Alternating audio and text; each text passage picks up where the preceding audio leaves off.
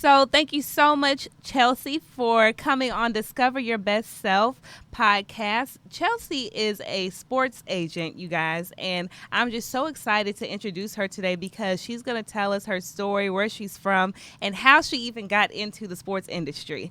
I think that it's going to be an amazing story. So, Chelsea, please tell us, number one, why did you decide to be on the podcast? Well, first, thank you for having me. Also, I am very excited to be able to sit down and talk to you. I got to know you a little bit, so I'm even more excited Mhm. to be here and doing this with you today and with all of you all that are tuning in and listening to us today. So once I became a sports agent, I made a post and I put it on LinkedIn, and it got about 3 million views, which I was Oh not my God. expecting. I know it was crazy. Of all the places to go viral, it would be LinkedIn, right? And believe it or not, there were a lot of different people and companies that have reached out and continue to reach out today for interviews, sit downs, grab coffee, grab a drink, whatever it may be. And I had to really sit down and make the commitment very early on that I was not going to agree to be a part of any platform that I did not personally believe in, that I did not think was positive, that did not support women, and that did not support Black women and Black Wow. people. So I knew that when you reached out and I did the research, I knew that this would be the best fit for me to get started sharing my story. Oh, wow. Thank you so much. I didn't realize how many. Well, I didn't realize that it had 3 minutes. I mean, that's a lot. That's overwhelming. Yes. And that's how I found you was LinkedIn, actually.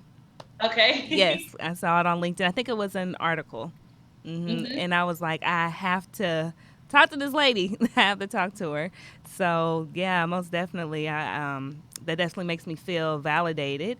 And so I want to make sure that we use the best time here and sharing your story in a great light. Yeah. Okay. So tell us about who you are and where you're from. Okay, so I am born and raised in Durham, North Carolina. I am the proud daughter of Darren and Annie Townsend, who they still live in North Carolina. I recently relocated to Florida for work. My Mm-hmm. full time job, I work in house, so I am Mm-hmm. a general compliance manager for AAU, which is the Athletic Amateur Union. Okay. Before graduating and getting this job, I really just started out as a young girl that just went for it. I was in sports at a very early age all my life. Um, my parents were just extremely supportive in pushing me to be academically compelled as well as athletically compelled. That led me to UNC Chapel Hill for undergrad and then to Elon University for law school. Mm-hmm. I really don't know life outside of school yet. I just graduated. I'm fresh out, and I'm really am just grinding. That's pretty much when if I had to describe my story or who I am as a person in one word, I would just say a grinder. I've been grinding. Wow, yeah, definitely. I would have to agree. I mean, and you'll probably have to do a lot more even after this. Um, Right? but as far as like your influences around you, I don't know if you have mentors or people that, helped you or guided you to this point, but who has been influencing your life or making an impact? Well, as cheesy as it may sound, it is very true. And I say this with everything in me. The two people that have influenced me from day one are my parents. Right. I believe that my parents are absolutely flawless. They're able to handle and face challenges with so much grace. And they are people who have seen me at my lowest, who have seen me at my highest. And it's really hard for me to pick outside influences because we can only ever see what they put out. We Mm-hmm. never know what really goes on behind the scenes. But to have my parents be so successful and see all the work that they put in behind the scenes, to me just lets me know that if I want to be nearly as successful as them, they are the people that I need to follow. My parents have always given me such great guidance, but more than anything, they just simply lead by example. I am the only child, so I have a very tight connection with my parents, and they have influenced me personally, professionally, and as long as I have breath, I will contribute much, if not all, of my success to both of my parents, Darren and Andy. Okay, awesome. Yeah, I love that. Um, why did you decide to take this career path, although you knew the odds may have been not in your favor? So I always knew that I wanted to be a lawyer, and I always knew that I wanted to be involved with sports. And so once I came across how I could put those two together, which would be being a sports agent, I was like, okay, well, it's settled. That's what I'm going to be when I grow up. And I've always been someone that's extremely determined. I like to move with the purpose. And so I knew once I started the journey of just being a college student that this was the end goal. So every step that I took, everything that I've involved myself in has helped prepare me be where I am today. And there are a lot of things that I feel like I've done where the odds are stacked in my favor. I wake up and just being a black woman, the odds are stacked, are Absolutely. not stacked in my favor. So I am not new to being the underdog. I am not new to fighting my way through adversity. And for me, this was no different. I was not going to shy away from something that I've wanted to be forever just because, the odds were not stacked in my favor. And they weren't then. But I hope that the work that I'm doing now can stack the odds in the favor of young women that are, coming after me. Yeah, absolutely. So, did you play sports? I did. Okay. Growing up, I played pretty much every sport but softball. Okay. That was my mom's sport, which is so funny that I did not play that. She was really great, by the way. When I was at UNC, I was on the rowing team, and I also was a interinstitutional student. So I was dual enrolled at UNC and Duke, where I was a dance major. I did not stop playing sports until I went to law school because all of your hobbies when you go to law school. You don't have any free time. So working out was the closest thing I was going to get to playing sports. And then now transitioning into the work world, the closest thing that I'm going to get to playing sports will be through my clients. Right. So do you believe that, with you playing sports and also having this career track, how do you think that helps you either overcome, challenges? Do you believe that, playing sports, helped kind of mold that? Absolutely. People that have played sports or grew up around athletes, they just get it. Yeah. There's a different dog inside of them. They know how to just go for it. Athletes know that when you look like you have no options, they know how to create options. They know what it's like to give 100% effort, even when you really only have zero energy in the tank to give.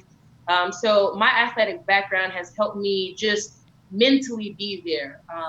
My clientele are athletes, so it's important that we have a meeting of the minds and that, we can understand each other on a level that's deeper than just, surface because of the nature of this business. And then it helps me out personally, again, just being able to keep going when it feels like I just physically can't, or just like when the circumstances may look like I cannot. The athlete in me is what pulls me through. Yeah, absolutely. You how much of what you do is sales? Well, I would probably say about 80% of what I do is sales. The other 20% is just relationship building and just being there for my guys and just being that mentor, that guidance, counselor, whatever else they need. But 80% is definitely sales. And within context, I want to describe what it means for sales in our business. Yes, and that please. is me selling myself, again, in context, selling myself as the agent, selling my services to these guys and their families that I ultimately want to trust, and for them to trust me, to allow me to represent them and be their agent. And then once you get beyond that relationship point, that signing agreement point, you get to the selling of your actual player to these different 32 clubs. And then even beyond that, it goes to selling your player to different brands for endorsement deals, marketing deals. So, like I said, 80% of my job is sales. And I did not, I wasn't really aware of exactly how much sales would be involved in this job. I actually used to say, oh, I would never work in sales. And look, here I am in sales. Yes. I feel like a lot of people don't understand that, no matter what it is that you do, you're continuously selling, yourself, like you said, in context, people are buying you, your personal brand. What is that? And so for you, a segue is like your personal brand. How much of that is important to your clients? So, you're a young Black woman. Why would someone want to have you as their representative? Why is that important for them, to be represented by someone like you? Well, for starters, I am a woman, and that alone is my superpower. The way that I am able to advocate, the way that I am able to care, all the things that a lot of people would describe as weaknesses are actually my strengths. So my passion, my ability to nurture, my ability to play a lot of different roles, and my ability, which is my favorite ability as a woman, is when there is no way, I know how to make one. And any person would want to have a me on their team, if nothing more for the fact that I will always show up for work every single day and give you 110% of myself. Accountability is something that I also provide, that I think that you hear a lot of agents, they start off, early on in the sales pitch, making all these promises. And at the time, they probably really do mean that. But for me, I have followed through on every goal that I said that I would. And for my clients, that would absolutely be no different. History tells, the present tells. One thing to know about me is that if I say that I'm going to do something, then you can consider it done. Awesome. Yeah, I love that. Do you consider yourself a businesswoman? I do, which is also another title that I never really thought I'd have, but I'm going to add that to my bio. Yes, yes. Absolutely.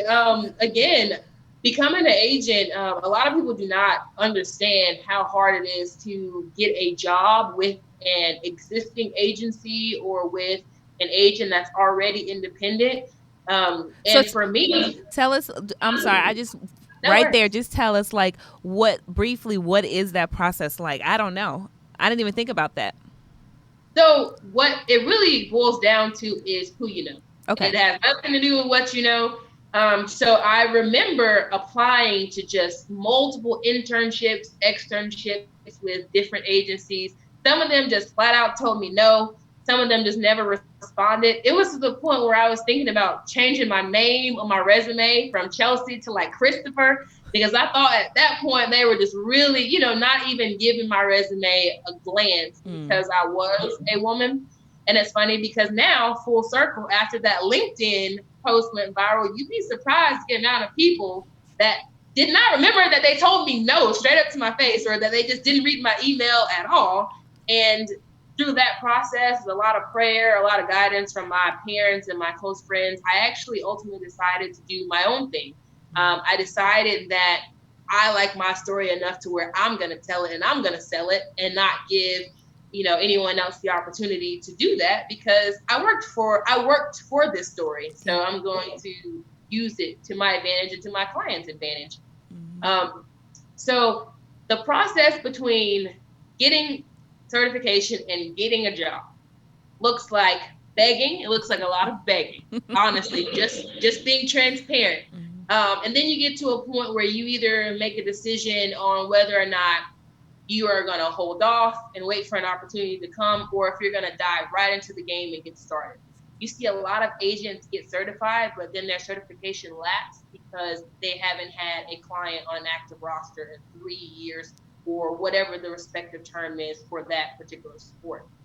So for me, I decided to dive right in. And like I said before, there was not a way for me to get into the gentlemen's club. So I made my own way and started the ladies club. Well, there it is. You got to just create your own path. That's right. And that's part of being that businesswoman, though. Mm-hmm. Yeah, definitely. Absolutely. What do you, so if you consider yourself a businesswoman now, what do you feel like the struggles you face or you may encounter, moving forward? Unfortunately, we are just still at a place where sports in general are not associated and not extremely accepting of women. They like the women to watch. They like the women to do the glamour roles. They even way more accepting of women being on broadcasting and being in positions where they're in front of the camera because women are beautiful, they're bold, but they're still not exactly okay and exactly accepting of women in the administrative roles and women that are sitting at the same tables as me. They're still not really accepting of that. So that's going to be first things first, is dealing with my colleagues who are, the field is 98% men. Next is going to be, I am very young in this business. And if the woman card doesn't work, they're going to pull out the young and inexperienced card. And my counter to that is, you were all once new like me at some point, and to never confuse new with not qualified. Right. Those are two very different things. And so that's usually how I go ahead and end that conversation. And those are going to be my my top two struggles. And that's going to be on the business side with player personnel. But it's also has been and will continue to be for a while a struggle with just the personal side of trying to get my clients. I find myself, explaining a lot to get over the being a woman and being a young new agent. Yeah, absolutely. Are you one of the things that I was curious about, are creating boundaries. And so not even necessarily just with your clients, because you're a beautiful woman, right? And so it's you're welcome. Yes. And so, creating those boundaries, but then also with other, people that may be in administrative roles or, thinking that, oh, well, she's beautiful and, maybe I can date her or whatever those things may be because that's real life. Right. So for me, I thought about all these things before I even got started with the certification process. I'm thinking like, well, is this something I even want to deal with? Just on the lawyer side of things, dealing with it in the legal profession, I was like, well, it's only going to be amplified on the sports side of things. And then I realized that the easiest, most consistent way to overcome this is to just be myself. Men, they know better. Like they just do. Sometimes they want to play naive, but they genuinely know better. I carry myself in a way that I will demand respect. You will respect me, and I will respect you. We will not give each other any more or any less. Any slick comments that may come, shut down on the very first one. And another thing is, you're never going to find me being rude. But I will be assertive and I will let you know politely one time. One time's the charm. But also embrace my femininity. It's not something that I'm afraid of, and it's not something that men who I work with should be afraid of. It's something that I think that we should both actually be way more open and comfortable with using and completely taking advantage of. But I know that is not going to be the first step. So that's just something that I hope to also accomplish throughout my career as an NFL agent. I love that you said that, though, embracing your femininity, because I think a lot of times, we may think that we have to be more masculine or whatever it is. It's like, no, I'm going to be myself. And, Right. this is who I am. But, you also have to respect me in my role. So, Right. yeah, I appreciate you saying that. Now, how do you collaborate with other women or men in your field? Do you work with them? Do you guys team up? How does that work? So, considering that I am so new, I haven't had as many collaborating opportunities as I hope to have in the future. For now, I have been in communication with a few different agents, some that sat with me for the exam. So, we kind of met there and networked to where we just talked to each other about the ins and out of what it's like to be a new agent, and we also vent to each other because recruiting season is brutal. If you've ever talked to any agent in any sport, the recruiting season, which is currently taking place right now, has been brutal. So it's been a lot of venting, a lot of running ideas off of each other. Because right now we can at least trust each other enough because we're all at the same level. So Right. we at least have that open environment and flexibility with each other right now. Okay, In the good. future, I hope to do more projects, specifically with other female agents, but also pretty much just my colleagues in general. I think that is something that's extremely important. And so I know that you mentioned, especially, getting the internships and working for a company is heavily based on your relationships and who you know. So obviously building that clientele list, that's important. And so Right. how do you continuously build those relationships, to be long lasting relationships, so that you can continue? I mean, because you have to work. This is how you eat. Right, exactly.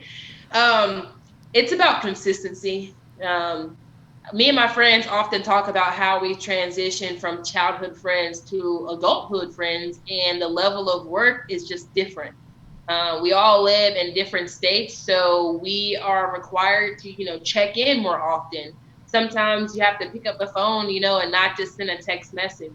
And for me, it has involved and required me to physically be there a lot. So I've done a lot of traveling over this recruiting season to where I have made sure that I've been at some of my prospects' games.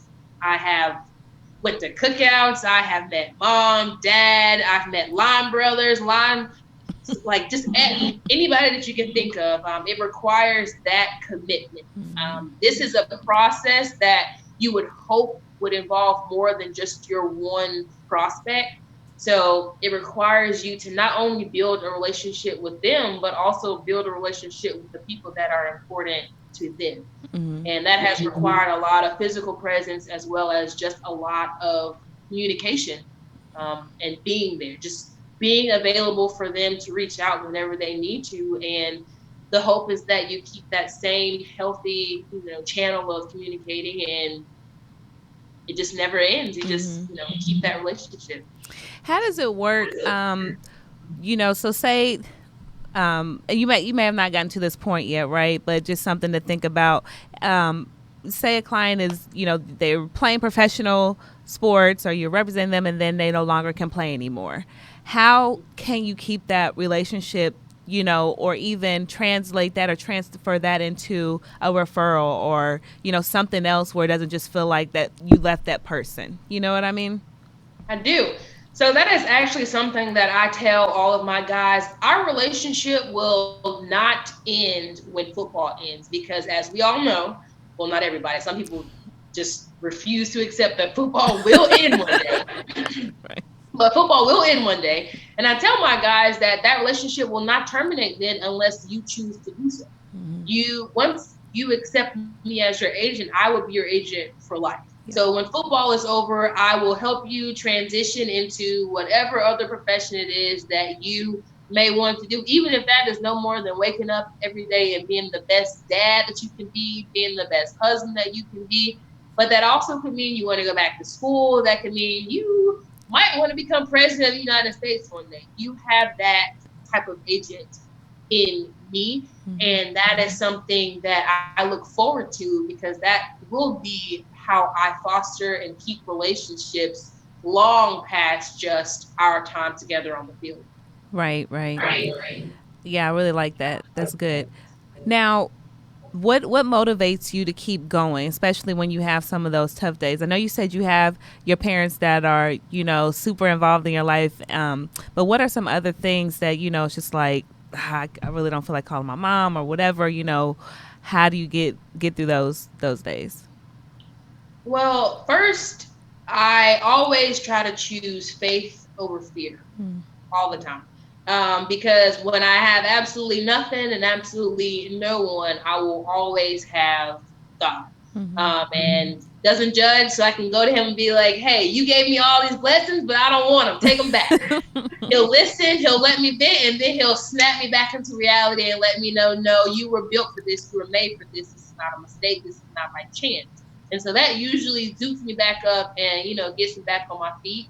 But also, outside of doing that, I'm an end goal person. So if I can see what the bigger picture is, if I start to feel fatigue, or if I start to feel like maybe this just might not be it, might not be right, I look like physically, I have it printed out. I'm a vision board kind of girl. I like to see what it is that I told myself that I wanted, because sometimes you just need that reminder. You need to be able to go and look at that board and be like, nope, pull it together. I saw this meme on Instagram where it was like, well, are you going to cry or are you going to boss up? And then I was like, well, both. I'm going to do both. I'm going to cry and I'm going to get it out, but then I'm going to boss up. So I'm going to bounce back. I always will bounce back. Mm-hmm. Well, memes teach us a lot. No. Yes. That's the world we live in now. Yes, it is. It is. So I remember you mentioning, right before, and it's so funny because it's almost like right when we're at that tipping point, you want to quit and you can't see what's in front of you. And so if you could have saw that you were going to have, 3 million people hitting you up, on LinkedIn, you probably wouldn't have even had the thought to want to quit. And Right. So, what was it in your mind that was like, I feel like quitting, you know what I mean? And all of us come to this point, right? And it's like, is it worth it? Why am I doing this? I just spent all this money, get educated and all of these things. And just, I don't know if I can do it. So how do you get past that? Because you didn't know that was going to happen. Right. I feel like again, that goes back to just the athlete in me. You don't always know what's on the other side, but you trust the work that you've put in and you show up and you put out. There are things, I think it comes back from, sometimes you play really great games and you just don't win. And then sometimes you play really terrible games and you somehow end up winning. So, but you're going to always lose the games that you don't play. That's what I remind myself. So I always tell myself, at least suit up, get ready to play and put yourself in the game. Let somebody else count you out. Don't count yourself out. So when I talk to myself like that, that's when I let myself know that I just cannot stop. I can't stop. And then I have a lot of friends that I met at different conferences that I know want to be in the sports world, women in particular that I know want to become agents. And I honestly think about them. I think about how what I'm doing now is making this a little bit easier for them. And that's something else that drives me, because I'm sure the women before me had it harder than me. I have it hard, and I want to, anything that I can do to open that door wider for the women that want to come after me is something that I am extremely driven by. And then I think about how much law school costs, and I'm like, girl, you gotta keep going. They have these student loans. You get real sad. Then you look at the student loans like, woo, okay, over that, next, we're back. We're back. Right. But you know what? I believe that because you have that story and those impactful moments, and because you've been through those, trials, and, you've experienced those things, that's so translatable to your clients. And so, you can, that's for them too.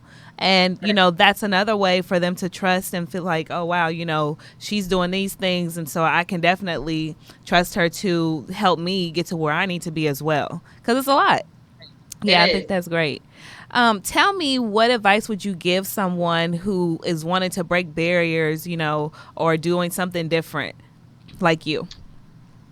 I would say commit. If there is something that you want to do, you have to commit, be all in. And when you are all in, all the extra stuff, all the outside stuff, it may matter for a moment. It may feel like something for a moment, but you will have your eyes so set on the prize that you will get over it.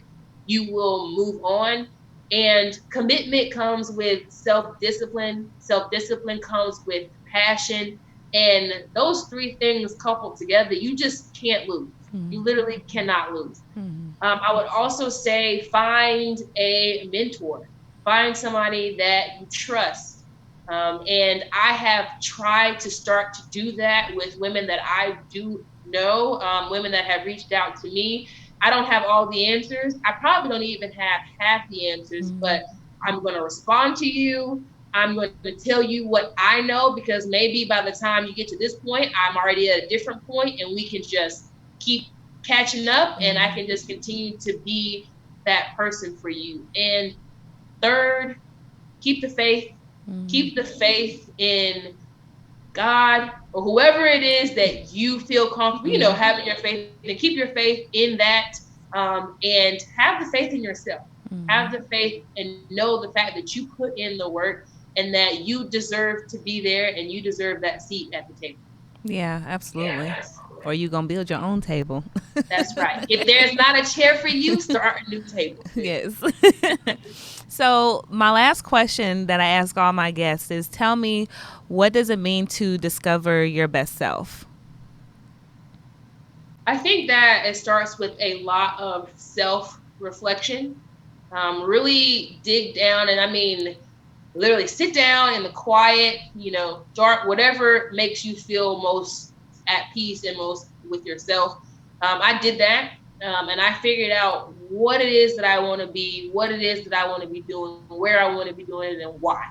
Once I found my why, I became this person. And I am the best version of me when I know exactly what I'm doing and why I'm doing it, because I am a passion-driven person.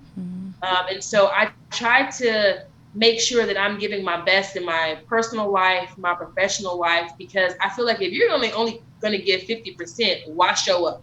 Right. If you're only going to commit halfway, why start? If you're going to have to do it 5, 6, 7 times just because you didn't give it your all the first time, then you're wasting my time, their time, everybody's. Right. So discovering my best self looks a lot like knowing myself, trusting myself, believing in myself, and then performing. Wow, that was really great. I love that.